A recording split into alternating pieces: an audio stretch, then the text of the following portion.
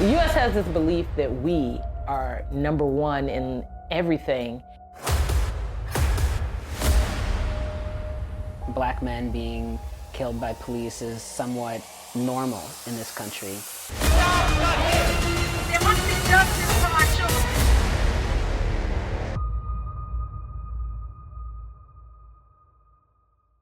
No more hate! No more hate! No more hate! We should not have people living in fear that they can't leave their house because they're going to be attacked just solely based on who they are. Stop the hate! Stop the hate! There was an attack on a woman, a Filipino woman in New York City, midtown. And watching that video on the news was very hard to digest. He didn't just kick her, he kicked her several times. She was just so helpless. And what was also painful that the doorman in front of that building didn't go out and help her. They were witnesses. They just shut the door on her. I do think about my mom because she's the senior population. She could be the next victim. Like most Asian Americans, like anybody, you just want to do your job, you get paid, you come back home to your family, enjoy your time.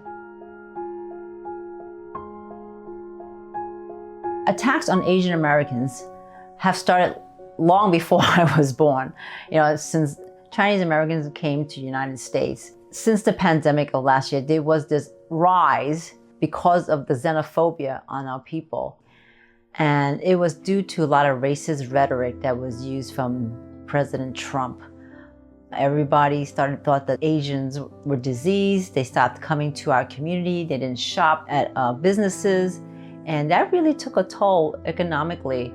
But what happened also was there was this rise in anti-Asian hate. People were using Kung Flu, China virus, all this racist rhetoric. They wanted to blame our people because they felt that we brought COVID or we are the disease.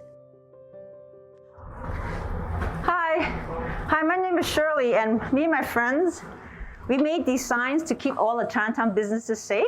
Is that okay? Yeah, sure. All right. So Trying to stop the hate, and that was our first message. We had posters made that said, "I am not a virus."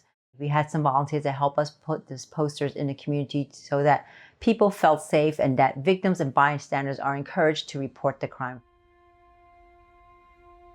Every day we wake up to a story about an Asian American being attacked. It's sad, but what I say to our friends is, what's the story going to be tomorrow? Who's going to be attacked tomorrow? What really hurt us the most was the Atlanta spa shootings. And that was because it killed 6 Asian women.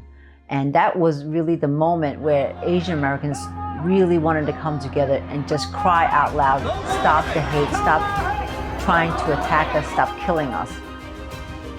But what was also inspiring was I saw a lot of diversity in the crowd, and that was helpful.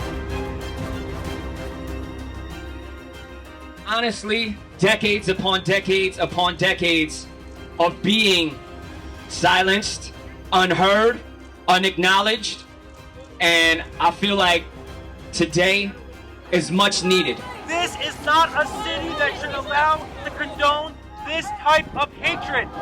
We should not have people living in fear that they can't leave their house because they're going to be attacked just solely based on who they are. Enough is enough. Stop the hate. Stop the hate. Stop the hate. So I believe for the Asian Americans, especially someone like myself who can speak English and some Chinese, is to go out into the community and explain to them why is it so important to report the crime. If it doesn't get reported, it's not documented, and it looks like nothing ever happens in China, and that it makes the community look like it's always safe, and that's not true. And maybe it may not be all in Chinatown, but they're all happening throughout the city and across America. Asian American history is missing from the classrooms. I grew up learning so much about the Holocaust, the Pilgrims, Black history, but there was nothing on Asian American history. I didn't learn this actually till I got into college, and that was bits and pieces. There weren't courses on Asian American history. If we incorporate Asian American history into the classroom, that just shines a light on who we are as a people. And then maybe we won't be so foreign. I believe when One day when there's no racism, we can all walk freely. We're all at peace with each other. We have this mutual understanding of who we are, where we're from. And I feel that we can all live in this world where we can just have this love of each other and appreciate our differences.